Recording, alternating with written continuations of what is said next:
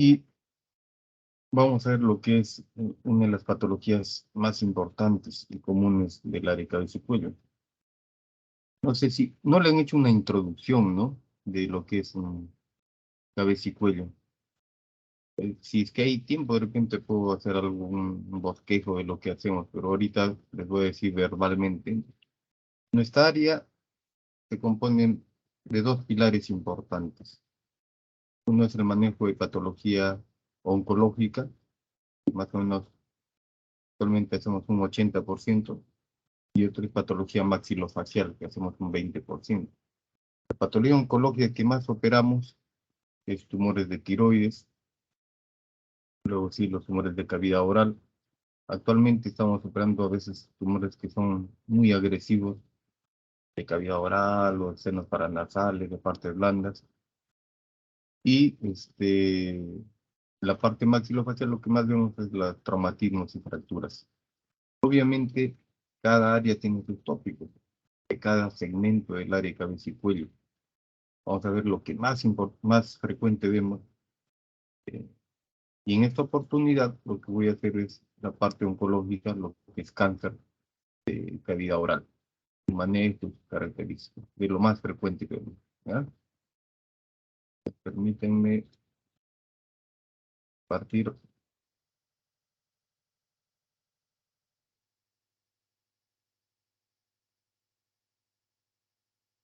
en la pantalla. Sí se ve, doctor. Muy bien. Entonces, lo que tenemos que ver en cáncer de cavidad oral, el cáncer de cavidad oral es el segundo más frecuente en nuestra área como tal, pero no es un cáncer tan común con respecto a todas las neoplasias malignas del organismo, ¿no? Entonces, tenemos que identificar los subsitios. La cavidad oral está eh, ordenada por subsitios anatómicos topográficos. En la anatomía tradicional hay algunos que se mantienen y otros que no están, pertenecen a la orofaringe. Diferenciar qué lesiones pueden ser premalignas antes de que se convierta en un tumor maligno y ver lo que es factores de riesgo y manejo. El cáncer de cavidad oral representa más o menos el 3% de todas las neoplasias malignas. Es bien bajo el porcentaje, sin embargo, es importante su manejo y su detección temprana porque por el grado de mortalidad que ocasiona. Es la sexta causa de muerte a nivel mundial como tal, como enfermedad oncológica, y cada vez la incidencia va creciendo. Y cada vez esta incidencia va creciendo en pacientes jóvenes. Y cada vez se ve también en pacientes de sexo femenino. Es común ver en pacientes, sobre todo adultos mayores, el antecedente del tabaco y el alcohol. Se da más frecuente en varones mayores de 60 años, pero tenemos que ver que actualmente la incidencia está aumentando con respecto a los pacientes más jóvenes o adultos jóvenes, lo cual va a influir en el pronóstico. A veces son bien agresivos en pacientes jóvenes. Va a depender del subsitio de la cavidad oral para que se tenga las características de la clínica del paciente, la anamnesis, sus signos, ¿no? Hay tumores que rápidamente pueden crecer a determinadas áreas que los hace potencialmente más agresivos con respecto a otros. O hay lesiones en que el paciente no soporta más y es más fácil detectarlo o evidenciarlo. Lamentablemente a veces eh, estos pacientes con cáncer de cavidad oral son evaluados o manejados por profesionales de salud que lo tienen ahí en la duda diagnóstica, como por ejemplo los odontólogos, médicos generales, que ya cuando el paciente viene ya con un evidente tumor, recién realizan un estudio correspondiente o lo derivan al servicio correspondiente. La incidencia más alta en varones se ve en Francia y en mujeres en la India. En la India es un continente donde hay bastante incidencia o alta incidencia de cánceres en cavidad oral, el consumo del tabaco por vía oral. También a nivel de Asia, la China, Japón, también hay incidencias de subtipos de cánceres de cavidad oral. Con respecto a la anatomía, les decía los subsitios. La cavidad oral, desde el punto de vista quirúrgico en cabeza y cuello, va desde la unión del bermellón de los labios hasta la unión del paladar duro. ¿Qué quiere decir esto? Que el paladar blando no lo consideran en el área de cavidad oral, desde el punto de vista de cabeza y cuello. La base de lengua, que es 2 tercios posteriores, tampoco es considerado. La fosa amigdaliana con los pilares amigdalianos tampoco es considerado un cáncer de cavidad oral. Eso pertenecen a orofarín. En nosotros, en la anatomía descriptiva tradicional, nos colocan en la cavidad oral todo, ¿no? Todo el paladar duro y blando, las amígdalas, todo. Eso pertenece a orofaringe desde el punto de vista quirúrgico en cabeza y cuello. Entonces, ¿qué subsitios encontramos? Tenemos la encía superior, la encía inferior, que puede ser la región gingival. Tenemos el paladar duro, que es netamente la parte del paladar duro. Tenemos la mucosa de los carrillos, que es la mucosa oral, otro lateral. Tenemos la lengua móvil, que son los 2 tercios anteriores. Y tenemos el piso de boca o la región sublingual, que es lo mismo, ¿no? Sublingual o piso de boca. Ahora bien, desde el punto de vista de cabeza y cuello quirúrgico, se agrega un subsitio más, el trígono retromolar se llama. Es la unión entre la encía superior, la encía inferior y la mucosa oral, colindante con los pilares amigdalianos. Y eso se ha eh, clasificado como un subsitio aparte porque este subsitio es bien agresivo cuando llegan las lesiones ahí. Rápidamente puede invadir al espacio masticatorio, que es un espacio virtual que está detrás de la mandíbula, en la inserción de los músculos pterigoideo internos, y esto puede ir rápidamente a base cráneo y extenderse el tumor de tal manera que ya se hace irresecable. Hay términos oncológicos en cabeza y cuello, o sea, también en cirugía oncológica general, que es irresecable, inoperable. ¿Qué significa eso? Irresecable es que el tumor ya quirúrgicamente no lo podemos sacar con bordes este, oncológicos. En un ratito me están llamando, pero un ratito.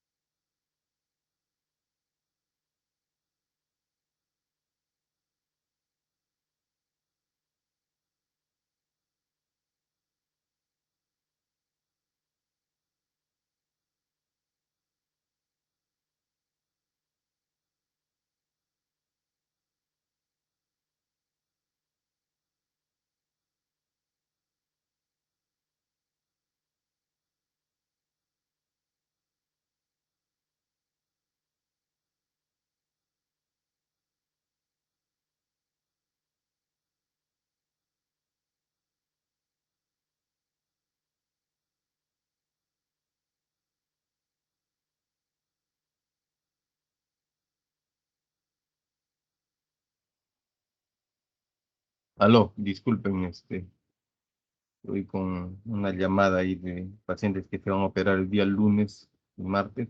Me están llamando para corroborar con un paciente que es justo un cáncer de cavidad oral, de mucosa oral, que es bien bajo el porcentaje, que es ya localmente avanzado, ya llegó hasta piel. Se le va a hacer una resección radical con disección de cuello. Ahorita vamos a ver en la clase.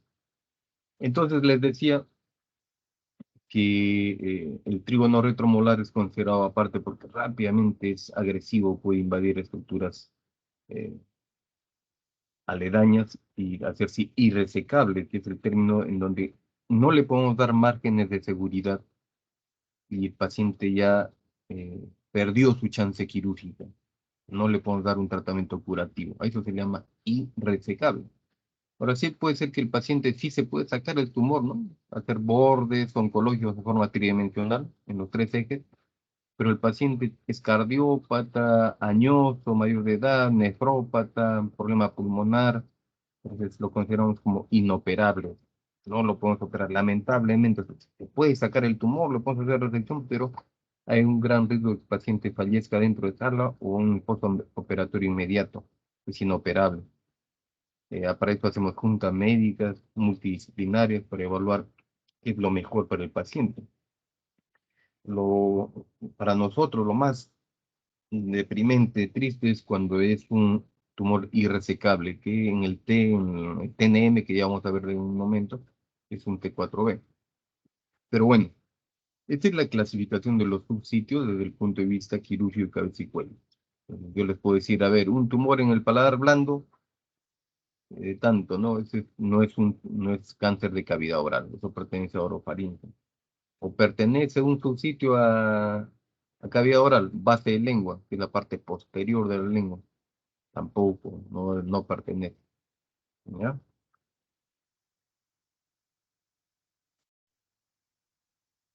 Continuamos. Con respecto a las estadísticas de los subsitios, el subsitio más frecuente de cáncer de cavidad oral es la lengua. Y gracias a Dios que sea la lengua, porque una lesión en la lengua el paciente no puede aguantar tanto y rápidamente va al médico y rápidamente se ve que de repente hay una alteración que requiere alguna biopsia o un estudio diagnóstico. ¿Por qué? Porque la lengua nos sirve para hablar, para comer, nos lo estamos usando todo las horas que estamos despiertos. Luego le sigue el piso de boca, está en inglés, que es la región sublingual. Y luego ya en menos cantidad tenemos el trígono con la encía, el paladar blando y la mucosa.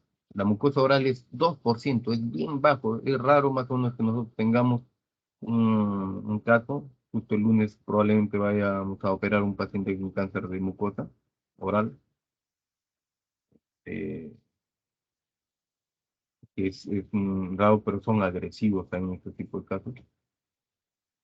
Con respecto a la patogénesis, en realidad la patogénesis con respecto a la parte oncológica es en todos los tumores malignos, esta hipótesis de Hannah-Weinbach, es que de por sí hay una evasión de la apoptosis, hay la pérdida de los signos inhibitores y empieza ya la proliferación autónoma de factores de crecimiento, angiogénesis, se empieza a desdiferenciar el ciclo celular hasta que se vuelva un invasor local hasta invasor infiltrante de profundidad y puede ya ir por la vía linfática o por la vía hemática. En el cabeciculio más es la invasión por vía linfática, ¿no? Va rápidamente a los ganglios, en cáncer de cavidad oral, sobre todo. Entonces, identificamos factores de riesgo. Los factores de riesgo, el consumo de tabaco de un paciente fumador pesado con respecto a uno que no fuma es 7 veces el riesgo. Se dice que para que este riesgo baje a cero, el paciente tiene que dejar de fumar 10 años continuos. Esto es relativo porque a veces son pacientes mayores que durante toda su juventud y adultez, han sido fumadores pesados y ya en adulto mayor dejaron de fumar 10 años, pero ya lo lesionaron eh, las mucosas y el proceso de regeneración o reparación ya no es lo mismo y puede producir las lesiones premalignas hasta una lesión maligna. El otro factor es el alcohol. Relacionado al alcohol, consumidor alto es 6 veces el riesgo. Pero miren ahí, el tabaco con el alcohol es 34 veces más el riesgo. Esto obviamente es un aproximado, ¿no? Pero para que vean que es potencialmente alto la unión de estos dos factores de riesgo. Estos dos factores de riesgo tienen que ver bastante con los cánceres en cavidad, en cabeza y cuello en general. También asociado a deficiencia de vitamina A con respecto al proceso de reparación a nivel de mucosa. Pero acá hay un dato de la susceptibilidad genética. Esto es más frecuente en pacientes jóvenes. La reparación del DNA, el como P450, todo esto puede generar que el paciente joven, en donde hay microtraumas crónicos de la mucosa oral, de la lengua, sea por alteraciones dentales o porque el paciente tiene bruxismo, llega un momento en que ese proceso regenerativo se altera y se desdiferencia el ciclo celular y se produce ya la evasión de la apoptosis y proliferación de factores de crecimiento. La edad avanzada relacionada con el proceso reparativo de las heridas que se pueden hacer o los procesos inflamatorios. Esto está también relacionado con el pH. El pH de la cavidad oral, mientras más ácido, más riesgo de infecciones, más riesgo de lesiones tumorales malignas. El tumor maligno se reproduce más en medios de pH ácido.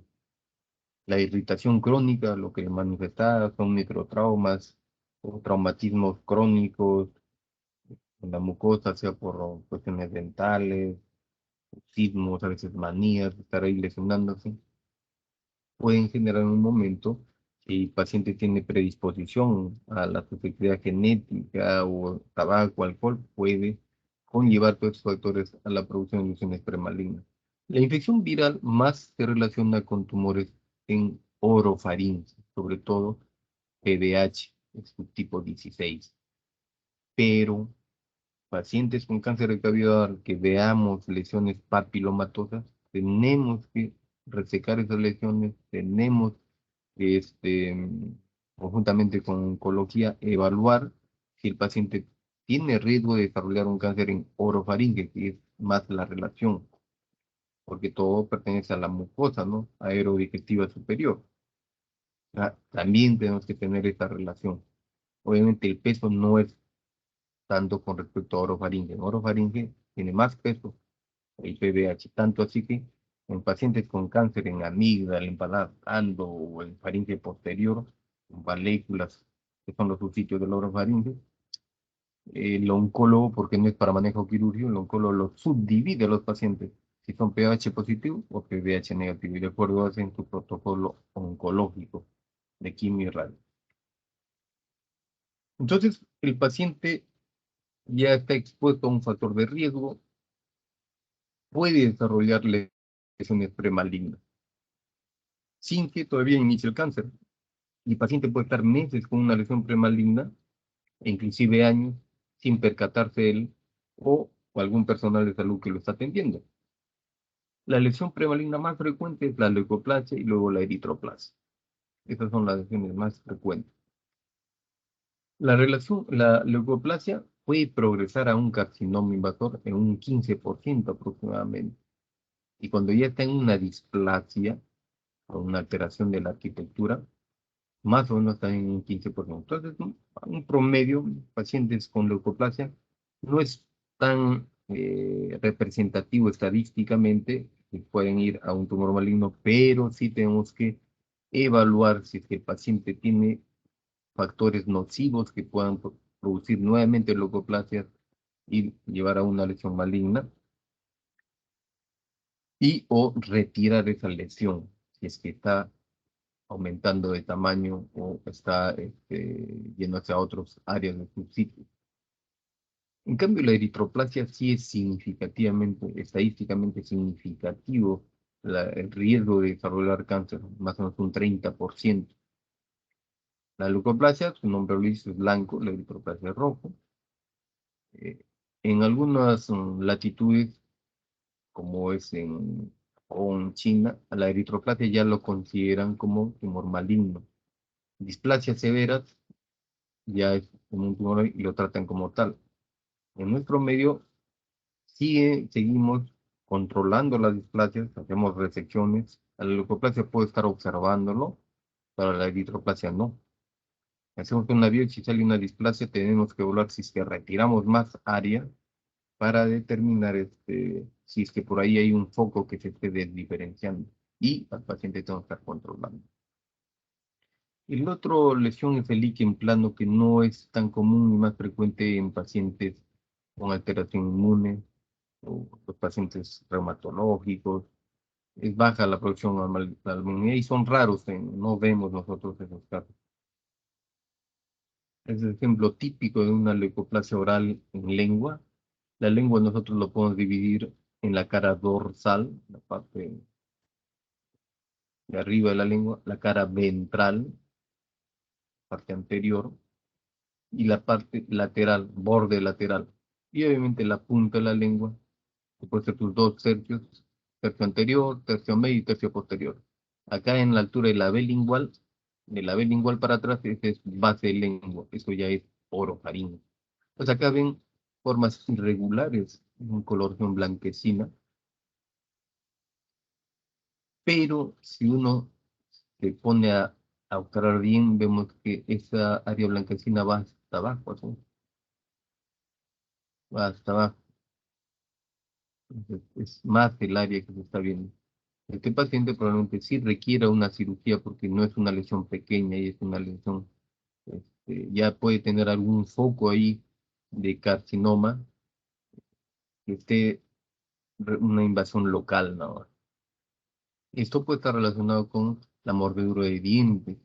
Hay que hacer que el diente está mesializado, tenemos que estar direccionado hacia adentro.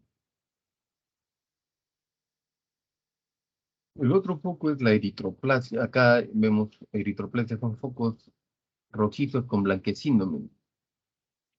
Todo esta área del paladar está alterado. Con respecto a la histopatología, entonces, la variante más frecuente en cabeza y cuello como tal es el carcinoma epidermoide, que pueden llamarte en carcinoma escamoso, carcinoma de células epiteliales, es del epitelio, ¿no? En cavidad oral es más o menos el 90%. En algunos subsitios pueden llegar hasta 98%, 95%. Y en un subsitio en específico, solamente un subsitio baja hasta el 50%. Es 50-50 la posibilidad de que sea un tumor carcinoma epidermoide. Eso vamos a ver en cada subsitio cuando lo evaluemos. Bien, el carcinoma epidermoide tiene un comportamiento invasor loco regional. ¿Qué significa eso? Y además de tener un tumor en la cavidad oral, lo más probable es que vamos a encontrar también compromiso de ganglios en el cuello. O sea, que haya cáncer también en los ganglios del cuello, que pueden ser este, ganglios comprometidos pequeños, menos de 1 centímetro. Al ganglio del cuello, o los ganglios como tal, lo podemos determinar como adenomegalia, cuando es más de 1 centímetro de tamaño, se llama adenomegalia. Pero puede ser que el ganglio puede ser de 1 centímetro o menos de 1 centímetro y tenga características de que tenga compromiso tumoral maligno. Entonces, cuando es así, ecográficamente nos dice hay pérdida del hilio, es irregular, áreas hipoecogénicas, todas son características ecográficas que me van a diferenciar a decir, este paciente tiene sospecha de un cáncer, hay que analizarlo. Eso se llama adenopatía. Entonces, el paciente puede ser una adenopatía y no tener una adenomegalia. O puede ser que tenga una adenomegalia y no tener adenopatía, porque es un ganglio inflamatorio nada más y no tiene sospecha de malignidad, ¿no? Y ser grande, una adenomegalia. Entonces, esas características en el examen físico lo tenemos que eh, especificar, ¿no? Ganglio de tanto tamaño, con y movimiento y todo, todas las características. Ya la ecografía me va a dar otras características para categorizarlo, ese ganglio. Entonces, esas lesiones pueden ser exofíticas o endofíticas, el crecimiento exofítica hacia afuera y endofítico hacia adentro. Pero generalmente son lesiones ulcerativas, o sea, son heridas, que más es un crecimiento endofítico, infiltrativo. Puede darse los dos, que sea exofítico o endofítico. Para eso tenemos que hacer un examen bimanual con las dos manos.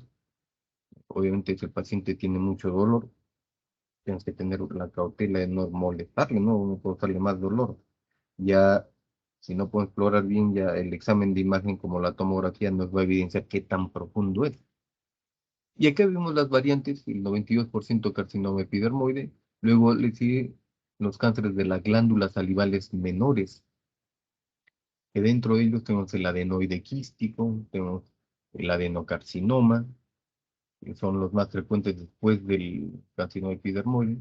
Luego sí otras variantes como el melanoma, el linfoma, el sarcoma, que son mucho menos frecuentes, pero se dan. ¿Ya? Vamos a ver también casos eh, después. Entonces acá tenemos ejemplos. Cáncer localizado en el borde lateral de la lengua, en el trigono retromolar con paladar, encía superior, encía inferior son exofíticos, cáncer en gingiva superior, que ya invade mucosa del labio y también parte del paladar duro, cáncer de mucosa comisura labial es menos frecuente, cáncer en lengua en la cara dorsal, en la cara ventral y punta de la lengua, un cáncer de gingiva inferior que ya es localmente avanzado persistente, que invade ya piel. Otra variante es el melanoma extenso de gingiva, tumor oscuro, melanomas. Esas son las características de un melanoma que es oscuro, marrón, grisáceo, y acá hay puntitos que son las satelitosis, son puntitos de alrededor. Otro cáncer de melanoma de paladar. El diagnóstico de por sí en estadios tempranos debería ser fácil. Y debería, digo, porque eso es lo ideal, lo cual no sucede. Salvo de repente a veces en cáncer de lengua, a veces, como repito, el paciente no tolera tanto ya. Él mismo exige, vean, saquen biopsia, el mismo paciente ya te dice. Pero una lesión que persista más de 2 semanas debe tener una biopsia. Porque ese es el promedio más o menos que se produce el proceso de proliferación de granulocitos, o sea, en una herida ya seguro han visto en cirugía general, ¿no? Hay un proceso inflamatorio de 48 a 72 horas, luego ya a las 7 días ya empieza el tejido a repararse con tejido de granulación, después ya los fibrolatos a los 15 días, 20 días, al mes. Entonces, se espera que ese proceso sea en alguna herida, cualquier herida. Si es de mucosa, también tiene ese mismo proceso. Hay heridas que no sanan, el paciente viene de repente con una prótesis dental y tiene su herida, y dicen, no, es una gingivitis, una enfermedad periodontal, y el paciente está dando vueltas, le dan gingisona, sprays, todo, y llega un momento en que el paciente empieza yo con un aumento de volumen de la cara o de la mandíbula, y se hace una tomografía y recién ahí se ve un tumor que ya está creciendo para adentro, infiltrativo. Entonces, toda lesión que dure más de 15 días, tenemos que hacerle una biopsia quirúrgica, sacar un pedacito para que nos den un estudio anatomopatológico de tejido. Esa es en la parte del estudio del local, o sea, de la parte local. El estudio semiológico es vital, tenemos que ver los subsitios, es simplemente abrir la boca y ya vemos todos los subsitios. Es importante, si es en la lengua, ver la movilidad de la lengua, si mueve o no. Si no mueve porque ahí de repente el crecimiento está más profundo y ya lo está limitando, o porque hay infiltración del nervio hipogloso, por ejemplo. Luego tenemos que hacer un estudio bimanual del cuello, los dos lados del cuello, comparar, buscando ganglios. Todo paciente que cáncer de cavidad oral, tenemos que ver hasta la cavidad oral y el cuello. Nunca olvidarse del cuello, tenemos que examinar el cuello. Y el mejor estudio de imagen para evaluar ganglios que puedan ser metastásicos, tumor maligno, es la ecografía de partes blandas. no la tomografía, la ecografía, porque la ecografía me puede determinar ganglios menos de 1 centímetro, o sea, endopatías sospechosas menos de 1 centímetro. En cambio, la tomografía tienen que ser de cortes muy finos, de 0,5 milímetros para ver eso, lo cual no se hacen. Los TENS a veces son de 5 milímetros, entonces muy apartados, no pueden, salvo que sean tumores muy grandes, ¿no? Sean evidentes. Ahí sí pedimos la tomografía para planificar el manejo y evaluar si es que el paciente está todavía en la categoría de resecable. O sea, un paciente que llegue y es sospecha de malignidad, lo primero que tengo que hacer es una biopsia quirúrgica y pedirle una ecografía. Así, si es evidente que hay un ganglio agrandado, duro, fijo, que eso se llama una adenomegalia sospechosa, ya además de la ecografía le pedimos una biopsia aspiración con aguja fina con guía ecográfica. Eso se llama VA. Entonces le pedimos una VA. Con la biopsia aspiración ya vamos a ese ganglio que el patólogo ecografista da una hincadita y ya se tiene el resultado citológico, no anatomopatológico, sino es un estudio citológico de célula. A veces puede haber equivocaciones. Igual nosotros tenemos cuando manejamos quirúrgicamente evaluar el cuello en casi todos los subsitios.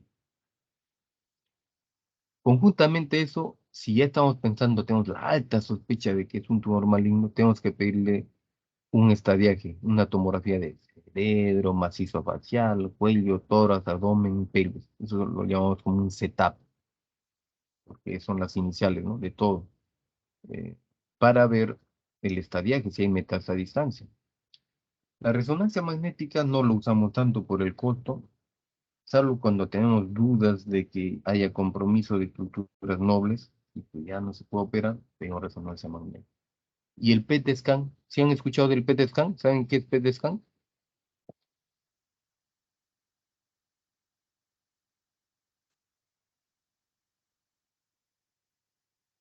Ujú. Sí, doctor. Mira, la tomografía por emisión de Ya, positrones. muy bien. Ajá. El PET scan no lo usamos como método diagnóstico inicial, sino más para controles.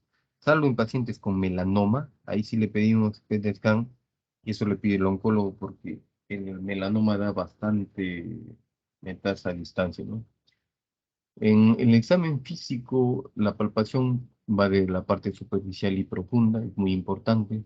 Puede estar delante del paciente o detrás del paciente. Acá está explorando la parte central, que eso más van a ver en tiroides, laringe. Nosotros vamos a ver la parte lateral.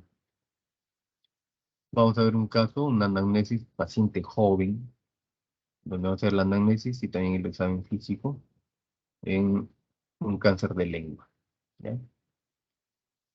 Buenos días. ¿Escuchan el Dígame, video? ¿cuál es su molestia ahorita principal? ¿Se escucha el video? Sí se escucha. El Sí, audio, sí ya, se escucha, doctor. ya, excelente. Sí se escucha. Bueno, doctor, tengo la herida en la lengua, ¿Ya? ¿no? Entonces, ¿Le bueno, duele? me duele cuando lo aplastan y a veces cuando como un Cuando come. poquito, cualquier A ver. cosita, ¿no? Pero no es fuerte el dolor. ¿Desde cuándo tiene la molestia? Ya un año, doctor, Un año. pero empezó ¿Cómo? de algo chiquitito, ¿no? ¿Ya? Como si me parece que Como un escarbuto, como decía. Ajá. ¿Ya? Pero ¿notó que aumentaba de No, tamaño esa lesión o estaba ahí? No, cuando sale el escorbuto tomaba pastillas pensando que eso era herpes, así, ¿no? Claro. Como ya justo esos meses empezó la pandemia, Ya. casi en mayo, el año pasado, y empezó chiquitito era, ¿no? Entonces me tomé el Siglovir, ¿no? Así me lavaba con sal, con esas cositas. Claro. Y bueno, pasó. Ya. De ahí ya pasó, ya dije, entonces era eso. Pero de ahí volvió otra vez, ¿no? Ya. A dolerme, fastidiarme. Y bueno, seguía tomando el Siglovir y me pasaba con eso, ¿no? Ya. Pero de ahí, como no atendían por la pandemia en los hospitales, como yo soy de provincia también, no atendía y no podía ir al médico. Entonces, terminando más o menos cuando terminó la pandemia en agosto o junio, no me acuerdo bien mucho, me fui al médico, al hospital donde queda, ¿no? Donde es mi zona, en Ancash. Y ya pues me hicieron un poquito un desopado, dice que no, y hicieron llevaron al laboratorio, creo que podría ser algo así como dijeron, como hongo así, ¿no? Ya. Entonces me dieron medicamentos, ¿no? Me estaban dando, entonces bajó también Ya. el dolor, la herida, ¿no? No es Bien. A ver, ¿qué opinan sobre la forma de aparición, cómo llegaron a ser que continúas, creo que a ver. quiero, mejor te referimos porque yo soy de Asunción, Claro. Chiapas. Ya, de Chacas, claro. Después me refirieron a Huaraz, a la ciudad de Huaraz, y ahí me refirieron, pero me daban cita nomás todavía, ¿no? Ya. Tal mes, tal día y nada todavía, ¿no? Me hicieron una biopsia, pero después el médico me dijo, me llamas, cuando está la biopsia te voy a avisar, aunque por si acaso hay que hacerlo, ¿no? No hay de más. Claro. Y bueno, entonces en eso Y- me hicieron la biopsia, pero lo habían perdido, ¿no? Uy, caramba. Entonces, 4 meses no había nada, le llamaba el médico, me dice seguro recién está demorando por la pandemia, no sé. He ido a Huaraz sin nada, me dijeron que la vi. Bueno, el médico Repitieron dijo, nuevamente la biopsia. de ahí me dijo otra vez, señora, Dígame, ¿y estaba una bolita ya había crecido algo o siempre así, se mantenía igual? así. Ha crecido, así creció. Ajá, un poquito menos ¿De era. qué tamaño era más o menos? Un poco menos, más chiquito. Pero ¿de qué tamaño más o menos era en ese tiempo cuando creció? ¿2 centímetros? ¿1,5 centímetros? ¿3 centímetros? Será por un centímetro menos, no sé. Pequeño esto, era, un poquito bien menos pequeñito. que esto. Ajá. Ya, Y bueno, de ahí me hizo la biopsia. Entonces, ya, cuando me hacía el doctor la biopsia, ya no me dolía tampoco. no le, Me sentía aliviada ya, claro, porque lo sacaría un casi pedacito todo, y entonces claro. no, lo sentía aliviada, ¿no? Que no tenía nada, Y pero dígame, ¿ha sangrado alguna vez? no ha sangrado. Molestia no va para masticar, así con el roce, ¿no? Sí, hay momentos. ¿En el depende. cuello nota alguna bolita, algo? No, el cuello Nada. no he notado ninguna Ya. molestia ni Listo. A ver, ¿qué opinan de su enfermedad actual, de la forma como Doctor, se abordó? doctor, en un inicio menciona que lo trataron como herpes, pero no sé si lo mencionó, pero si es que tenía el tratamiento que ya le habían dado que era como herpes, porque eso fue lo que le dijeron en su centro de salud, o es que ella consideró Sí. que podía ser herpes y por eso tomó la aciclovir. No, ella no, pues cómo va a tomar aciclovir si no sabe lo que es aciclovir, no creo que ya sepa. Sí le trataron así, pues, ¿no? Le dieron aciclovir y no cambiaba. Después, ¿qué más le dieron? Creo ahí otra.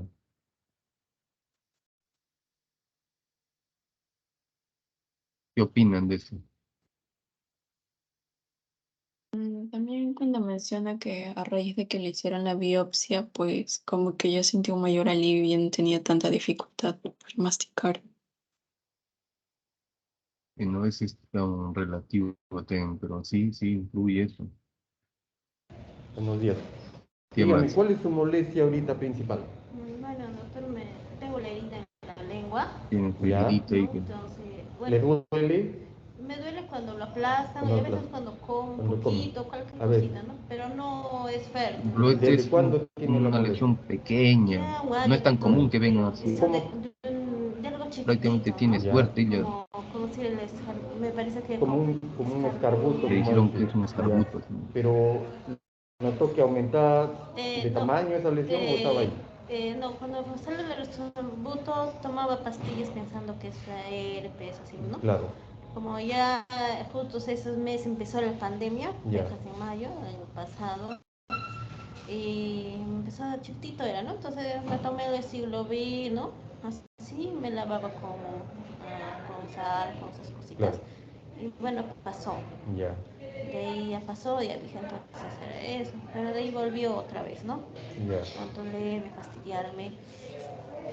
Y bueno, seguía tomando el Siglovir y me pasaba con eso, ¿no? ya, Pero de ahí, como no atendían por la pandemia en los hospitales, como yo soy de provincia también, ujú, no atendían y no podía ir al médico. Entonces, terminando más o menos cuando terminó la pandemia, en agosto o en junio, no me acuerdo bien mucho, me fui al médico, al hospital donde quedé, ¿no? Donde es mi zona, en Ancash. Y pues me hicieron un poquito un desopado, dice que no, y hicieron al llevaron al laboratorio, dijeron que podría ser algo así como dijeron, como hongo, así, ¿no? Entonces me dieron medicamentos, ¿no? Piensan que era un Me hongo estaban también, dando, y entonces virus, bajó un también hongo, el y también dolor, bajó también con la el hongo. herida, ¿no? No es Con el tratamiento también, o sea, piensan que es micosis, un nugget, piensan que es herpes, y así está, por suerte el paciente Bien. no evoluciona mal, ¿no? Entonces le hacemos Claro. el examen físico Saque de la la cavidad lengua. oral. Eso, muy bien. Ahora, La la lengua lengua tiene para 3 arriba, llévelo movimientos, al paladar.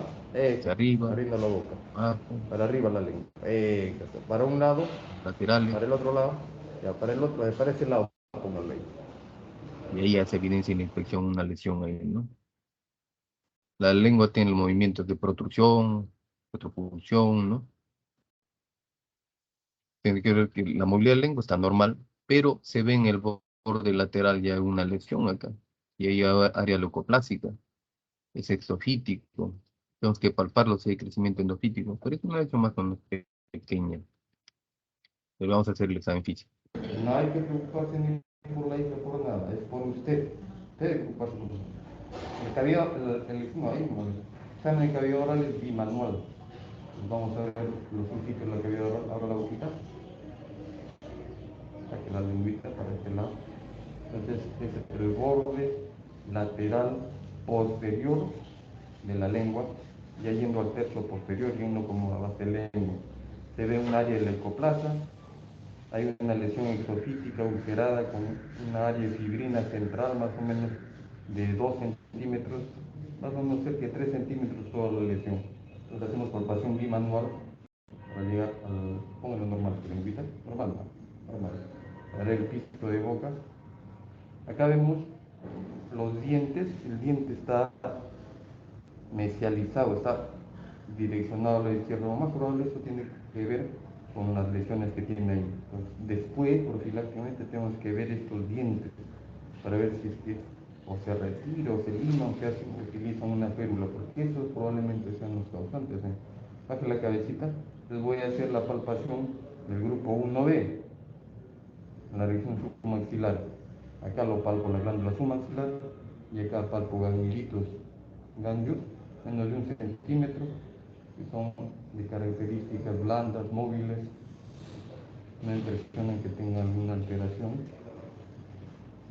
Palpo el grupo 2, del 2A y 2B, agarrando el esternocleidomastoideo con mi índice y con mi pulgar.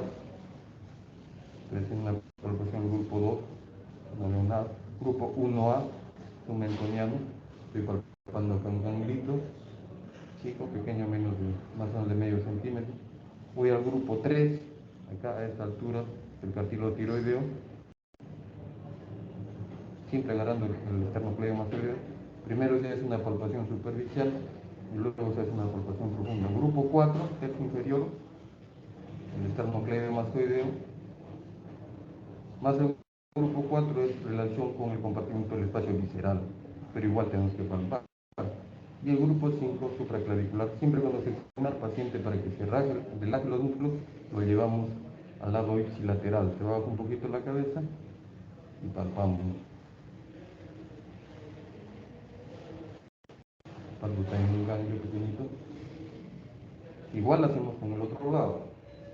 Ya hacemos la palpación del grupo 2, 3, 4, grupo 5, grupo 1B, 1A es para los dos. Bien, entonces, ¿qué edad tiene usted? 32. 32 años. El paciente sexo femenino, 32 años, tiempo de evolución, un año y una lesión en lengua. ¿Usted fuma? No fuma. ¿Usted toma alcohol frecuentemente? No. No toma.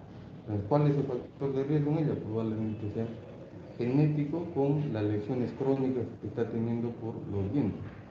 Listo, es todo. Bien, entonces, ven una paciente con cáncer inicial de lengua, pequeña nada más.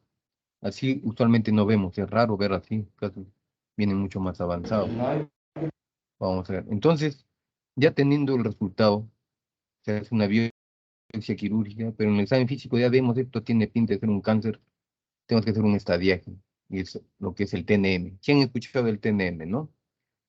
El TNM en cavidad oral se basa en dos aspectos. El T se basa en dos aspectos fundamentales, el tamaño y la profundidad de la lesión. Entonces, este era la estadificación antes del 2017, y esta es la estadificación ya actual, la octava edición, en donde en base al tamaño tumoral, un T1 es menos de 2 centímetros, con la profundidad de la invasión, que sea menos de 5 milímetros. Esta profundidad de la invasión es diferente al grosor que tenga el tumor. De repente el tumor es exofítico, bien crecido, bien grande hacia afuera, pero no tiene tanta profundidad, ¿no? Entonces, en la biopsia es importante tener el DOI, se llama, nosotros llamamos el DOI, ¿no? Que son las siglas en inglés, que es la profundidad, qué tan profundo está infiltrando hacia adentro. Y así tenemos el T2, menos 2 centímetros. Acá yo lo he puesto anteriormente porque antes solamente era en base al tamaño. Y un T1 era menos de 2, T2 de 2 a 4 y T3 de 4 centímetros a más con su extensión. El T4 y T4B no han variado. T4A es cuando invade ya hueso, cortical, tejidos blandos, seno maxilar, piel. Y T4B cuando invade espacio masticatorio, base cráneo, carótida interna. Esto es considerado como irresecable, un T4B. Ya no lo operamos cuando llega hasta esta etapa de un T4B. Pero después se comprobó que de repente un tumor puede ser de menos de 2 centímetros, pero puede llegar a ser un T2, o al revés, ¿no? Un tumor puede ser grande, pero tiene una profundidad menos, como acá, por ejemplo. Tengo uno menos de 2 centímetros, que se cumple como la anterior división, pero un DOI menos de 5 milímetros. Un T2 puede ser que sea también menos de 2 centímetros, pero un DOI mayor de 5 y menor de 10, o un mayor de 2 a 4 centímetros.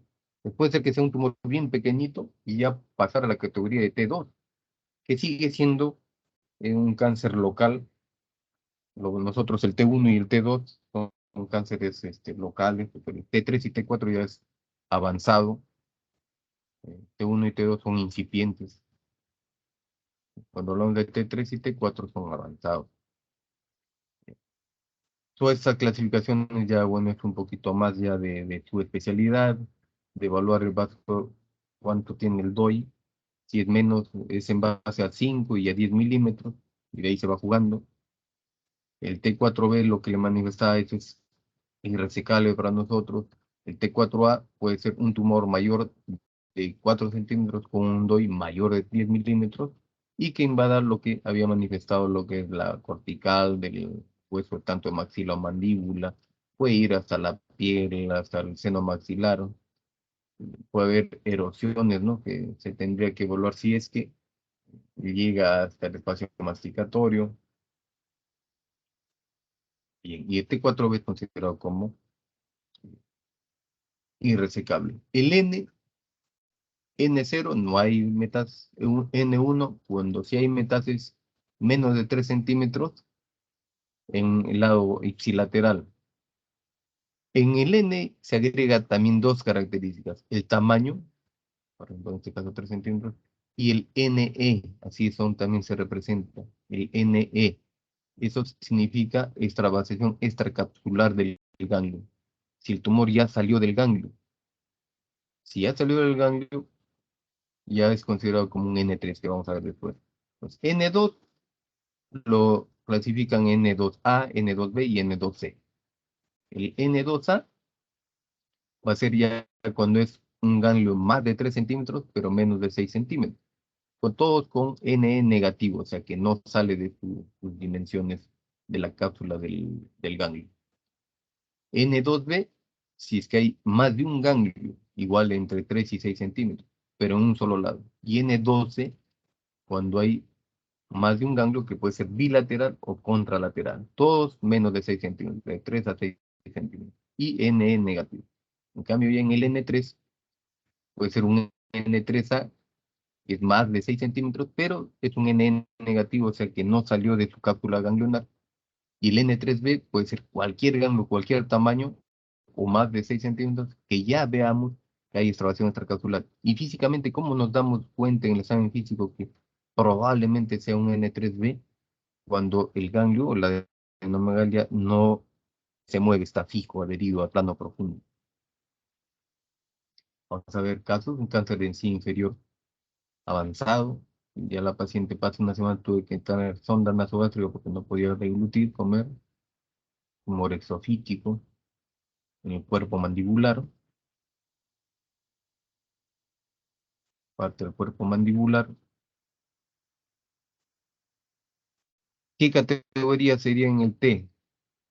A ver, de acuerdo a lo que hemos visto en la clasificación.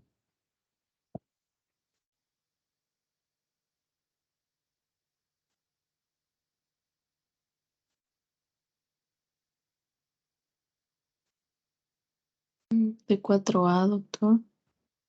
Muy bien, un T4A. Es un cáncer de encía que ya invadió el hueso, ya salió de su confín, pero no está invadiendo espacio masticatorio, ni estructuras de la carótida interna o espacio prevertebral. Entonces, un T4A. Automáticamente es un cáncer avanzado, localmente avanzado.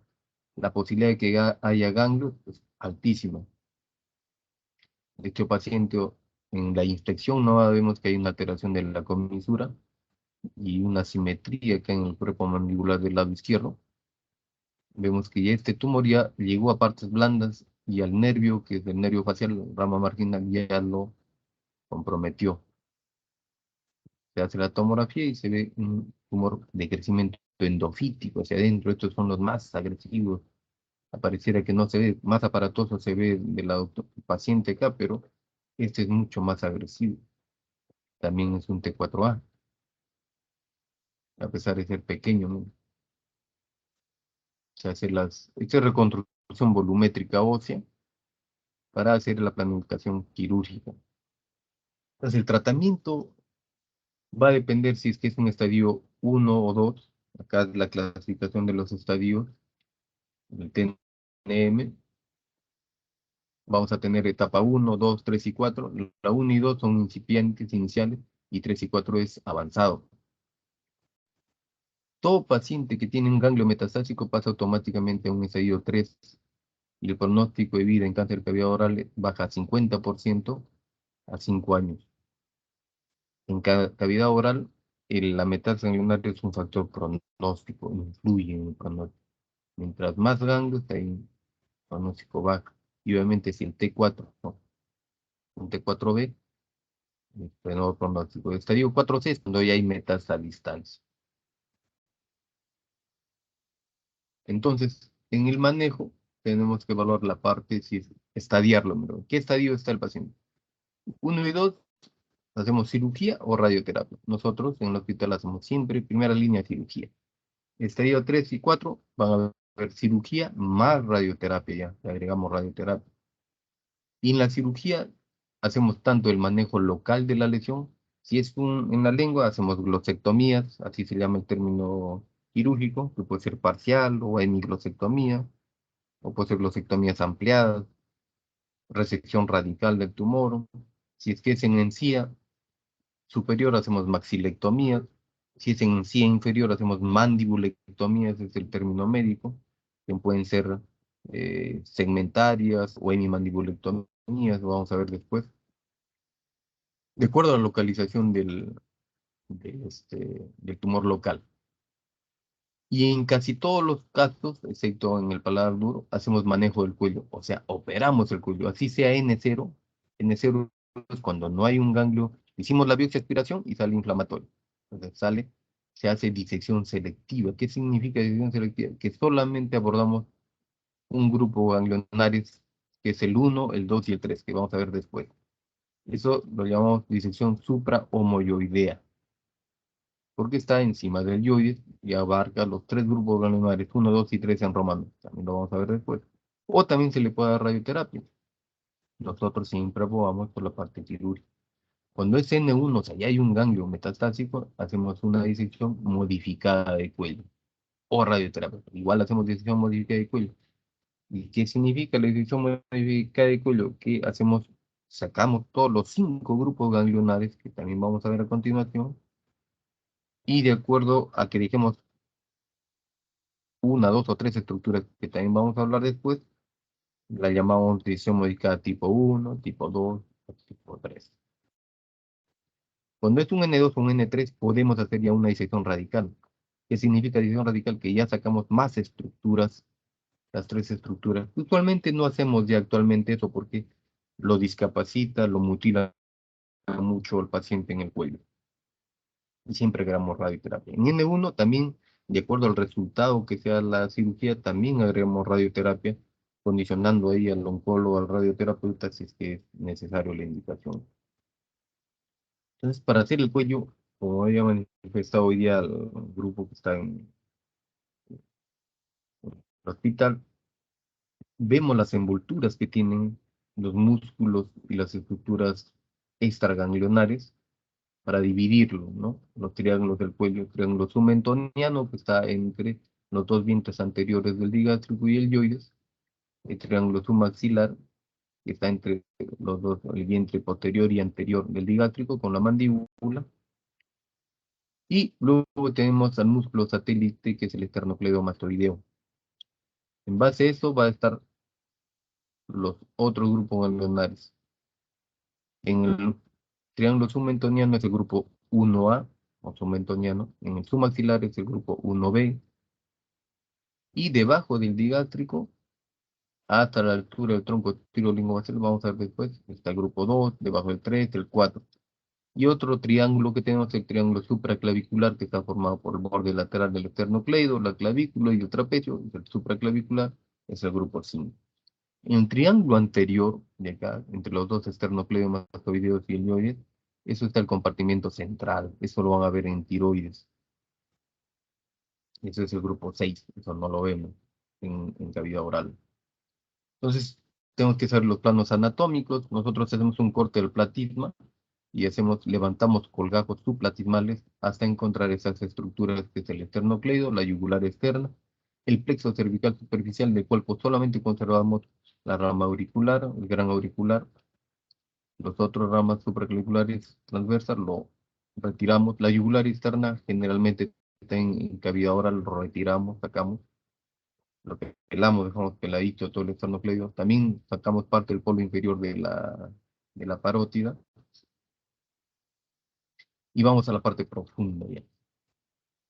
Nos imaginamos que retiramos el esternocleido o lo separamos y vemos acá el tronco tirolingofacial que también se ha retirado. ¿Y qué estructuras también retiramos? La glándula submaxilar. El homoyoideo me va a servir de base para delimitar el grupo 3 y debajo de ese está el grupo 4. De acá, ¿qué estructuras podemos retirar? Podemos retirar el esternocleidomastoideo, podemos retirar la vena yugular interna, retiramos el homoyoideo, la glándula submaxilar. Si retiramos una de estas estructuras, que es el esternocleido, la yugular interna o el nervio espinal, hacemos las direcciones modificadas. Casi siempre conservamos esto, que es el nervio espinal, o sea, el nervio espinal. Conservamos el plexo cervical profundo, el plexo braquial, la arteria vertebral, la arteria carótida primitiva. Siempre conservamos la carótida interna. Esas estructuras siempre las conservamos. Podemos sacar la yugular interna, el esternocleido, y a veces el nervio espinal cuando está comprometido. Entonces, de acuerdo a eso es la clasificación de las disecciones del cuello. Si, como en esta foto, sacamos la yugular interna, sacamos el esternocleidomastoideo, son 2 estructuras, entonces le llamamos disección de cuello modificada tipo 2. Pero si lo sacamos con el nervio espinal, es una disección radical. Si conservamos una estructura como acá vemos el nervio espinal, solamente el nervio espinal,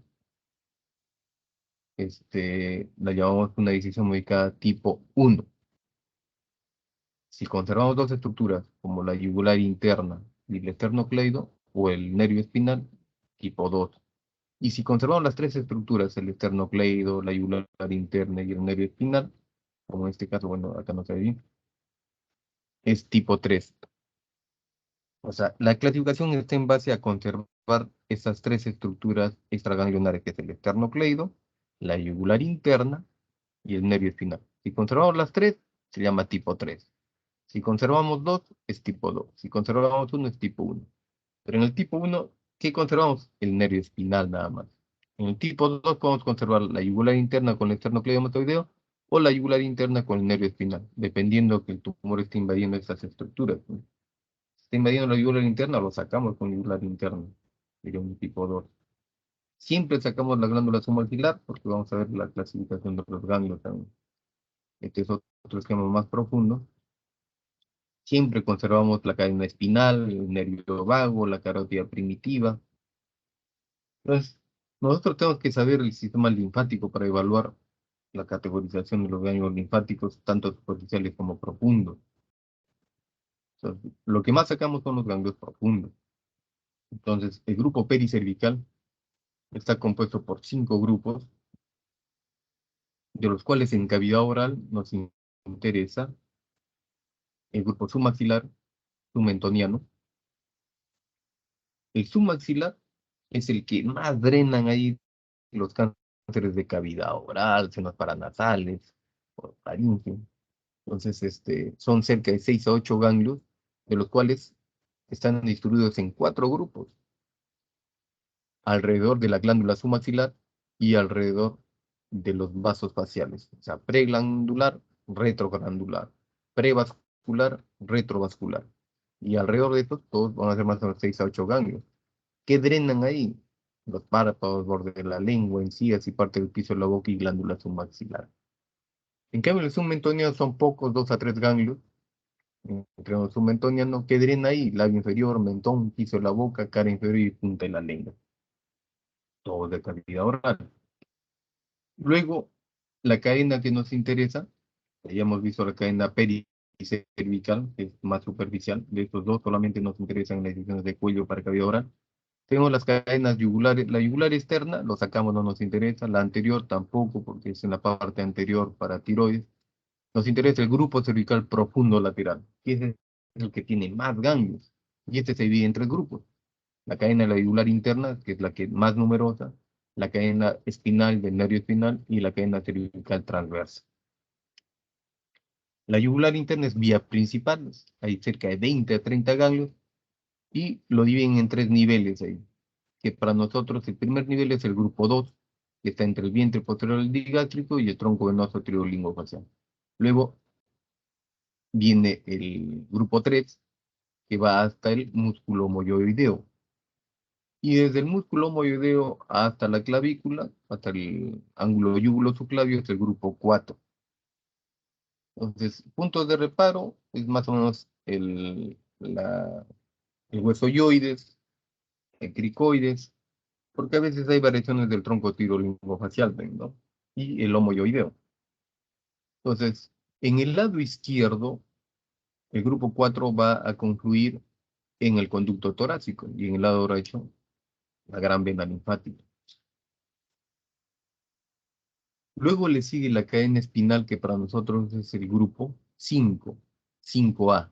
Acá hay cerca de 10 a 15 ganglios y se va a unir también a la cadena cervical transversa y se va a unir al grupo 4. La cadena cervical transversa es cerca de 4 o 6 ganglios y estos van a confluir en el ángulo yúgulo subclavio izquierdo y derecho, sea del conducto torácico o de la gran vena linfática. Luego ya viene el grupo pericervical profundo yuxtavisceral, que es más para tiroides y laringe. Entonces acá hay un diagrama que manifiesta más o menos los grupos ganglionares. Submentoniano, que es el grupo 1A, submaxilar el grupo 1B, grupo 2 acá en esta área tercio superior, grupo 3 tercio medio, grupo 4 tercio inferior, grupo 5 en la parte lateral. Y acá se ve que drenan más, que llegan a que posiblemente si hay un ganglio aumentado de tamaño, que es una adenomegalia, ¿de dónde puede salir el primario? O sea, el sitio donde está el foco. En submentoniano, labio inferior, suelo de boca, encía inferior. En el submaxilar vienen ya más estructuras, senos paranasales, cavidad oral, glándula submandibular.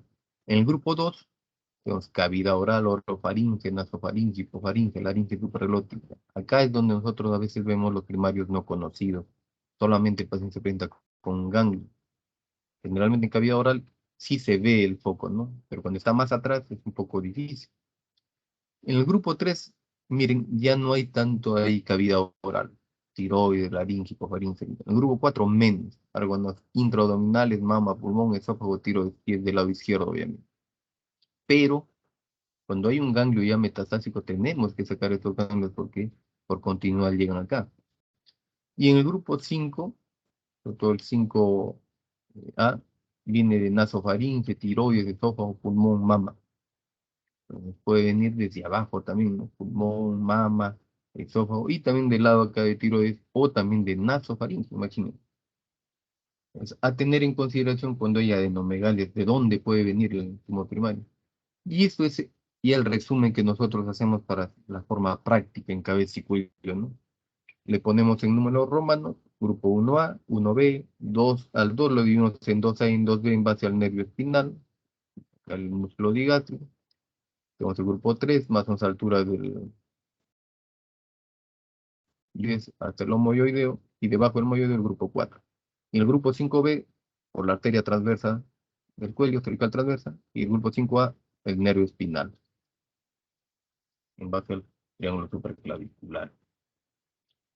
Acá hay modificaciones antes como era, actualmente ya el 1A, acá se han equivocado, este es 1A y este es 1B, 2A, 2B, 3, 4, 5A y 5B.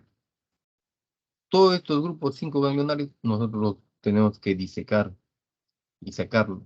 Así como en la figura que se vea las envolturas, tenemos que sacar todas las envolturas aponeuróticas y sacar todos los ganglios que podamos ver y evaluar si es que requiere o no sacar la yugular interna, el esternocleidomastoideo y el nervio espinal. El nervio espinal de por sí siempre tratamos de conservarlo porque una lesión del nervio espinal es muy frustrante para el paciente porque puede tener un síndrome de hombro doloroso, o sea, que duele el hombro completamente y que no pueda levantar el hombro. Entonces, por lesión es hacer el hombro al lado, se cae el hombro.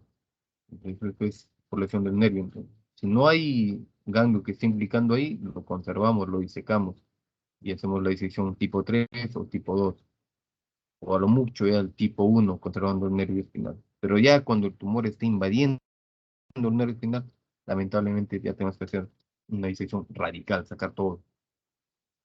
Entonces, el manejo del cuello puede ser vaciamiento cervical radical. ¿Qué significa vaciamiento cervical radical? Cuando se saca todos los 5 grupos ganglionares, se saca el esternocleido, la yugular interna y el nervio espinal, todo.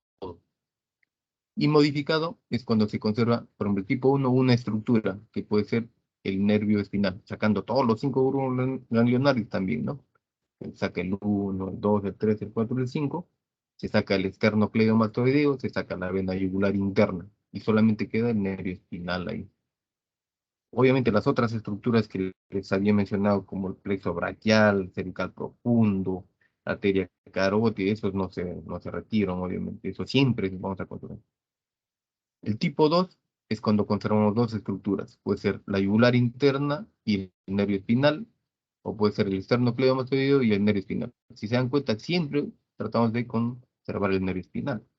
Y el tipo 3, si conservamos las tres estructuras, nervio espinal, yugular interna y el esternocleidomastoideo. Y el otro tipo de manejo del cuello es el vaciamiento cervical funcional, que lo podemos llamar también selectivo o electivo. Cuando no hacemos los 5 grupos ganglionarios, sino hacemos 3.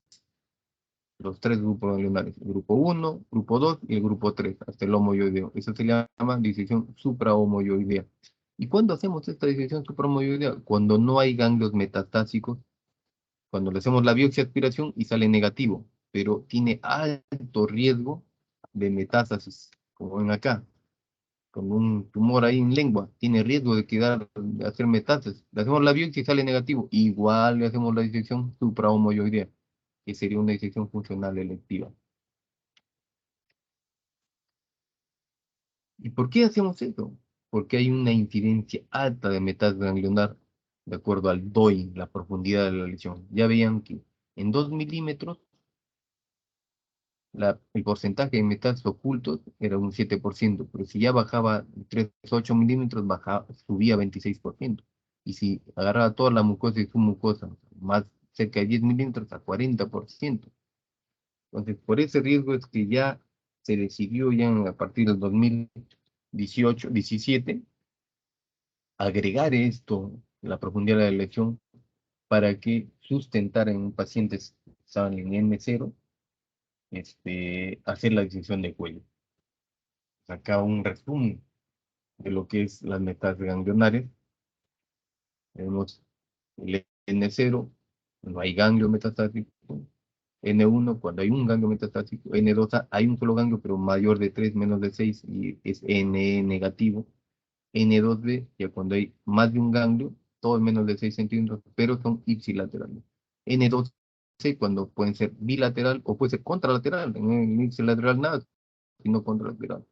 Y N3, más de 6 centímetros, o puede ser cualquier de estos tamaños, pero un NN positivo, es el que haya extravasación extracapsular. Puede ser un chiquitito, menos de 3 centímetros, pero ya salió de su cápsula y está fijo ahí, pasa automáticamente a ser un N3B. Riesgo de metástasis ganglionar.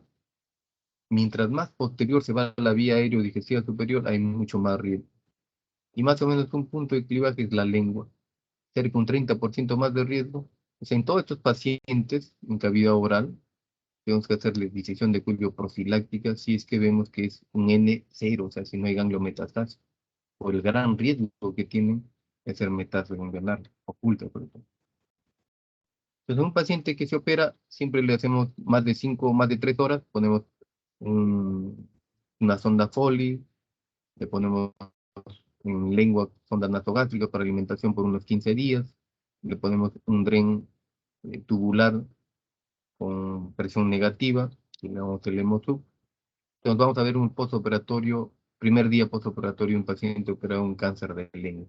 Se hizo una glosectomía parcial con una disección de cuello profiláctica, suprahomoyoidea, porque había salido en N0. Señor González, ¿cuánto tiene?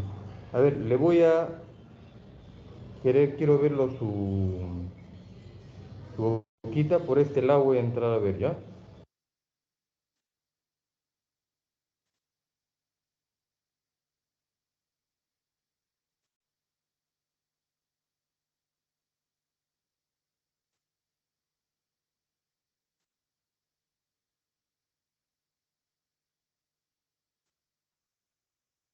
Para acá.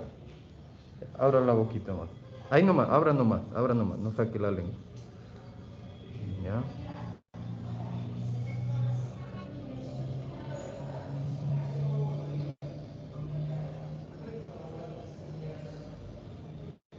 Hay un sangrado activo. Acá la Cierra la gaseta boquita, está cuello colapsado, todo bien, evolución favorable. una evolución favorable del paciente. Para acá.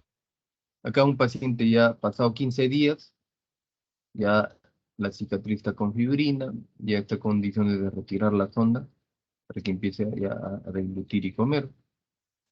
Ya se irritaron los puntos también del cuello. Y un paciente en control de 8 años,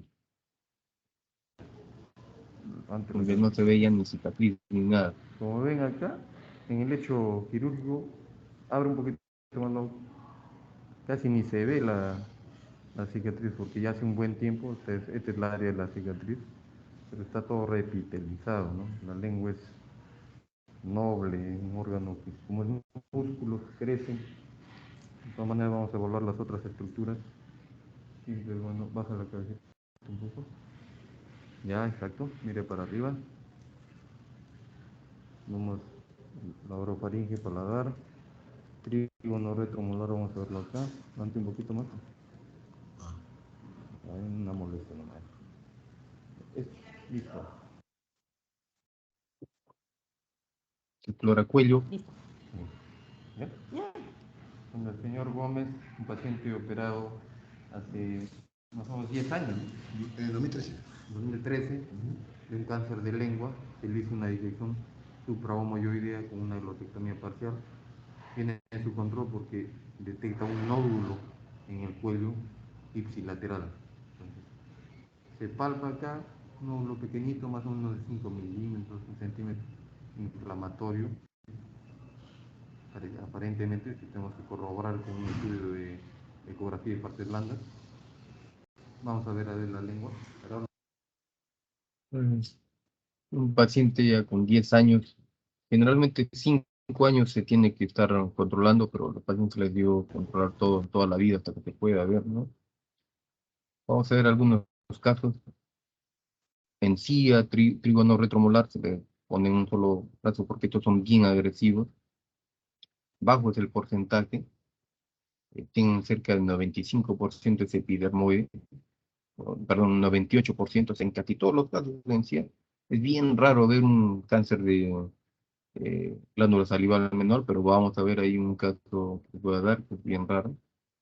Miren, cerca del 58% ya hay destrucción ósea, o sea, ya es un T4A así.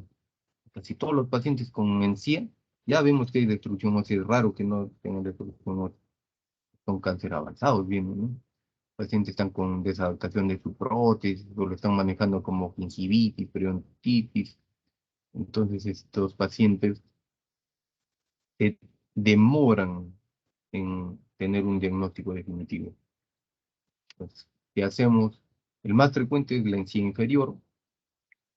Los grupos afectados más son el 1 y el 2. Tienen alto riesgo de micrometástasis. Su pronóstico va a depender del T, obviamente, también. El tratamiento de por sí es quirúrgico, salvo que sea un T4B. Si es que el hueso está comprometido mínimamente, se puede hacer una resección marginal, o sea, un pedacito de mandíbula, pero si no, la sacamos toda la mandíbula, eso se llama mandibulectomía segmentaria. Y si el cuello es negativo, le hacemos disección suprahomoyoidea, que es una disección funcional, siempre.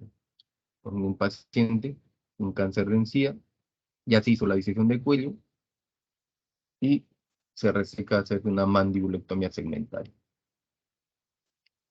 Enfermedad ya avanzada, manejamos forma multidisciplinaria, tiene que ver con oncología, radioterapia. A veces si queremos hacer alguna reconstrucción con microcirugía, vamos al microcirujano, cirujano plástico. Hacemos resecciones segmentarias, hay mandibulectomías. Siempre se tiene que ver la radioterapia. El problema de la radioterapia nosotros es que lo ideal para que reciba un paciente radioterapia es a los 2 meses como máximo, o sea, entre los 2 meses.